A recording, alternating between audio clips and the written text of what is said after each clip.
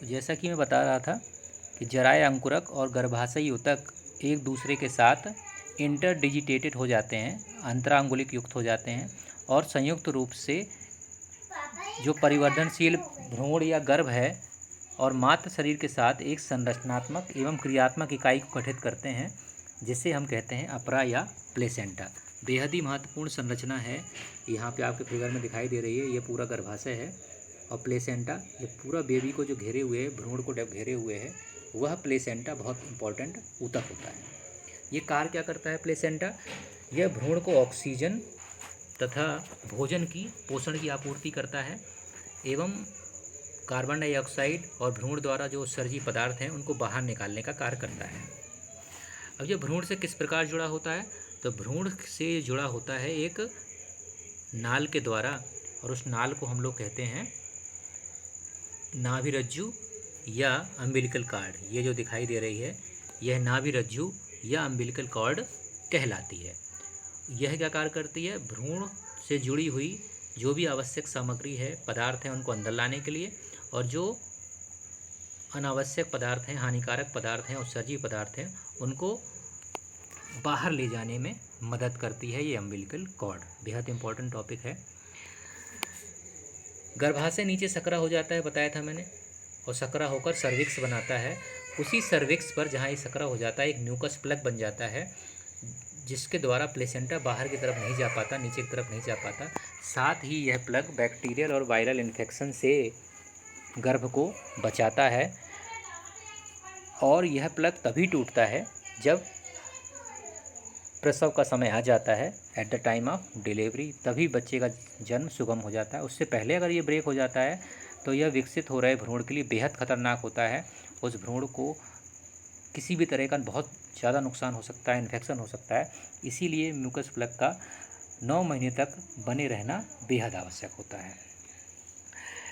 तो प्लेसेंटा केवल एक पोषण ऊतक के माध्यम का कार्य ही नहीं करता, साथ ही साथ यह एक न्यूरो एंडोक्राइन ग्रंथि की भांति भी कार्य करता है, और इससे कुछ हार्मोन्स भी स्रावित होते हैं, जैसे कि सबसे इम्पोर्टेंट जो इनमें से होता है HCG, ह्यूमन कोरियोनिक गोनेडोट्रोपिन।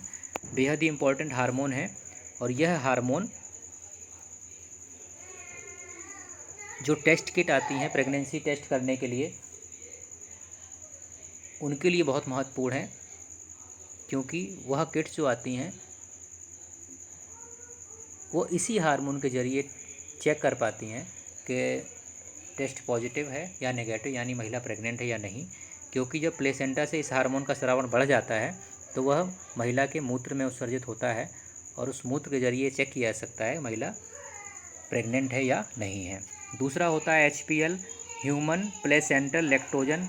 ये भी एक बहुत इंपॉर्टेंट हार्मोन है। HPL ये भी प्लेसेंटा द्वारा स्रावित होता है। साथ ही एस्ट्रोजन और कुछ मात्रा में प्रोजेस्टोजन नामक हार्मोन्स का भी प्लेसेंटा उत्पादन करता है। जैसे जैसे प्रेगनेंसी आगे बढ़ती है, अंडाशय द्वारा भी रिलैक्सिन हार्मोन का स्रावन स्टार्ट हो जाता है, और ये रिलैक्सिन प्रसव के समय काफ़ी हेल्प करता है। इसके अलावा दूसरे हार्मोन्स हैं, जैसे एस्ट्रोजन है, प्रोजेस्टेजन है, कॉर्टिसोल है, प्रोलैक्टिन है, थायरॉक्सिन है। इनकी मात्रा भी प्रेगनेंसी के दौरान माता के रक्त में कई गुना बढ़ जाती है, और ये बेहद ज़रूरी भी है बढ़ना, क्योंकि इन हार्मोन के उत्पादन में जो बढ़ोतरी हो जाती है वह भ्रूण वृद्धि के लिए, माता की उपापचयी क्रियाओं में परिवर्तनों के लिए तथा प्रेगनेंसी को बचाए रखने के लिए बेहद आवश्यक होते हैं। कई बार किसी महिला के रक्त में अगर इनकी कमी होती है तो इनको इंजेक्शंस के माध्यम से डॉक्टर्स महिलाओं को देते हैं। हम अगले टॉपिक के बारे में बात कर लेते हैं कि भ्रूणीय परिवर्धन किस प्रकार से होता है। तो जैसे ही अंतररोपण हो जाता है उसके बाद जो अंतर कोशिका समूह है, या जिसे भ्रूण नाम दे दिया जाता है, वह शीघ्र ही 2 स्तरों में बढ़ जाता है। बाहरी स्तर होता है एक्टोडर्म, और भीतरी होता है एंडोडर्म, यानी कि बाह्य त्वचा और अंतस्त्वचा।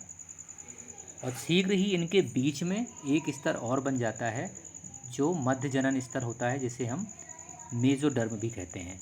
यानी कि जैसे सभी को पता है मनुष्य एक त्रिस्तरीय प्राणी है, कि मनुष्य में कौन से अंग बनने हैं, कौन से ऊतक बनने हैं, ये तीनों जनन स्तर निर्धारित करते हैं। इसीलिए ये प्राथमिक जनन स्तर कहलाते हैं और इन्हीं में भविष्य के सारे अंग छुपे हुए हैं कि कौन सा स्तर किस अंग का निर्माण करेगा। फिक्स होता है, यानी कोई भी किसी के अंग को बना देगा कि मस्तिष्क किस स्तर से विकसित होना है, पाचन तंत्र किस स्तर से विकसित होना है, ये सारा का सारा फिक्स होता है।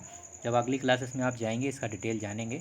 यहाँ केवल इतना ही जानना है कि एक्टोडर्म, मेसोडर्म और एंडोडर्म से वयस्कों में सभी ऊतकों एवं अंगों का निर्माण होता है। यहाँ पे एक विशेष बात जो हमें जाननी है वो ये जाननी है कि जो इनर सेल मास होता है, यानी अंतर कोशिका समूह होता है, उनमें कुछ विशेष प्रकार की कोशिकाएं होती हैं जिन्हें हम स्टेम सेल्स, स्टेम कोशिकाएं कहते हैं। ये स्टेम सेल्स तना नहीं है बच्चों, स्टेम सेल्स इनका नाम ही है, हिंदी और इंग्लिश सेम है। स्टेम सेल्स बहुत इंपॉर्टेंट कोशिकाएं होती हैं और ये टोटीपोटेंट कोशिकाएं होती हैं। इनमें अपने आप को विकसित करने की, बड़ा कर लेने की क्षमता, डेवलप कर लेने की क्षमता होती है और ये अपने आप ही अंगों एवं ऊतकों की रचना कर सकती है, अंगों एवं ऊतकों को उत्पन्न कर सकती है। इन्हीं कोशिकाओं के सहारे से जो एक्टोडर्म, एंडोडर्म और मेसोडर्म 3 ऊतक हैं, जीव के सभी ऊतकों एवं अंगों का निर्माण करते हैं। तो मानव में जो प्रेगनेंसी की अवधि है, सगर्भता की जो अवधि है, काफ़ी लंबी होती है, जो सभी जानते हैं, लगभग 9 माह की होती है या 270 दिन की होती है औसतन। कम ज़्यादा हो सकती है, ये औसत है, लगभग 9 माह की होती है। और प्रत्येक जीव जाति में यह अवधि अलग अलग होती है। गाय के लिए अलग होगी, हाथियों के लिए अलग होगी, बिल्लियों के लिए अलग होगी। सभी स्तनधारियों के लिए जो लैंगिक जनन करते हैं, अलग अलग भ्रूणीय परिवर्धन की अवधि होती है। यहाँ पे जैसे कल हमने पढ़ा था, निषेचन के बाद इस तरह क्रमशः डिवीजन के बाद ब्लास्टोसिस्ट बनता है। यहाँ से फिर डेवलपमेंट स्टार्ट हो जाता है, भ्रूणीय परिवर्धन। ये स्टेज भ्रूणीय परिवर्धन की है जब तक कि कंप्लीट शिशु डेवलप ना हो जाए। उसमें 9 महीने का समय लगता है। उस 9 माह के समय को हम 3 तिमाही में बांट देते हैं, ट्राइमेस्टर में। तिमाही का मतलब 3-3 महीने का हम पीरियड बांट लेते हैं। तो इस तरह से 9 महीने के समय को हम 3 ट्राइमेस्टर या 3 तिमाही में बांट देते हैं।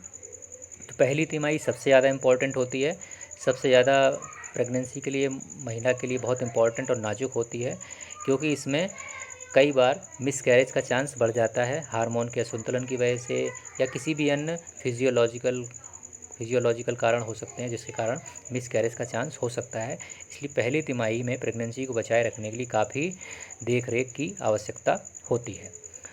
तो हम बात करते हैं डेवलपमेंट की। तो लगभग जब 1 माह का भ्रूण हो जाता है, उस 1 माह के भ्रूण में हृदय निर्मित हो जाता है, हार्ट निर्मित हो जाता है और उस हार्ट की धड़कन को 1 महीने के बाद, जब प्रेगनेंसी के बाद 1 महीने के बाद उस बढ़ते हुए भ्रूण का जो पहला संकेत है हृदय का, उसे स्टेथोस्कोप द्वारा सुना जा सकता है, यानी बच्चे की धड़कन आ जाती है। कुछ बच्चों में ये डिले होता है, जिनकी वृद्धि थोड़ा स्लो होती है, तो वो लगभग 1.5 महीने तक प्रेगनेंसी के धड़कन ये आ जानी चाहिए। अगर नहीं आती है तो कई बार उसको अबॉर्ट भी करना पड़ता है। प्रेगनेंसी के दूसरे माह के अंत तक, जब दूसरा महीना समाप्त हो जाता है, तो भ्रूण के पाद और अंगुलियां अच्छी तरह विकसित हो जाती हैं। इसमें हम पहचान सकते हैं क्लियरली कि उसके पैर और फुट दोनों बन जाते हैं। 12वें सप्ताह के अंत तक, 12वें सप्ताह का मतलब हुआ पहली तिमाही, सबसे इम्पॉर्टेंट फेज होती है ये। पहली तिमाही जब अंत हो जाती है तो लगभग सभी प्रमुख अंग तंत्रों की रचना हो जाती है, जैसे कि हाथ, पैर, वाह जनन अंग भी अच्छी तरह विकसित हो जाते हैं, जिससे ये क्लियरली पता लगाया जा सकता है कि गर्भ में जो विकसित हो रहा शिशु है वह पुत्र है या पुत्री है, जिसका लोग गैर कानूनी तरीके से पता लगा लेते हैं। यही फेज होता है, लगभग 12 सप्ताह के बाद ही वाह जनन अंग अच्छी तरह से विकसित हो जाते हैं। 5वें माह के दौरान, जब लगभग 5वां महीना चल रहा होता है प्रेगनेंसी का, गर्भ की पहली गतिशीलता महसूस की जा सकती है, यानी बच्चा हलचल करने लग जाता है। कई बार बेबी किक, जैसे हम बेबी किक का नाम देते हैं कि बच्चे पैर मार रहे हैं, ये महिला फील कर सकती है। सिर पर बालों का जो उगना होता है वो भी इस माह के दौरान देखा जा सकता है। और लगभग 24 सप्ताह, यानी जब दूसरी तिमाही समाप्त हो जाती है, तब पूरे शरीर पर कोमल बाल निकल आते हैं, आँखों की पलकें अलग अलग हो जाती हैं और उन पर बरौनियाँ बन जाती हैं।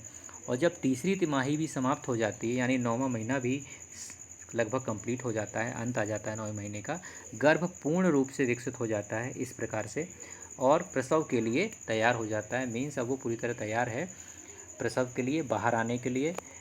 तो इस प्रकार से मनुष्य में जो भ्रूणीय परिवर्धन की जो स्टेज है बहुत लंबी होती है प्रेगनेंसी की, तो 70 दिनों की, कई बार ये 280 दिनों तक भी चली जाती है और भी लंबी हो जाती है। 10 महीने का समय भी कुछ महिलाओं में लग जाता है, लेकिन on an average this time is 9 month.